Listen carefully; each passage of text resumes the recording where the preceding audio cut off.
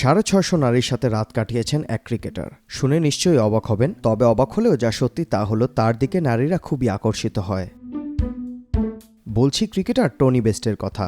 West Indies cricket দলের এই প্রাক্তন পেসার তথা গেইল ব্রাভো পোলার্ডের সতীর্থ 2016 সালে আত্মজীবনী mind the Windows my story প্রকাশিত করেন।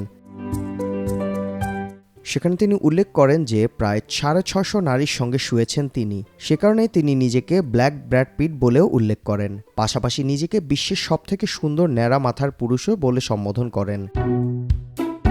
তিনি লিখেন তিনি নারীদের ভালোবাসেন, নারীরা তাকে ভালোবাসে। সে কারণে তিনি নিজেকে বিশ্বের সবথেকে সুন্দর মাথার পুরুষ বলে দাবি করেন। তাকে অনেকেই মজা করে ব্ল্যাক ব্র্যাড পিট বলে থাকেন। সেই সঙ্গে তিনি আরও যোগ করেন তিনি নারীদের সঙ্গে ডেট করতে এবং শারীরিক সম্পর্ক করতেও ভালোবাসেন। ইতিমধ্যে 500 থেকে 650 নারীর সঙ্গে তিনি শারীরিক সম্পর্ক করেছেন এবং 200-র বেশি বান্ধবী রয়েছে তার। মুশফিকা আসাদ, মাই টিভি অনলাইন।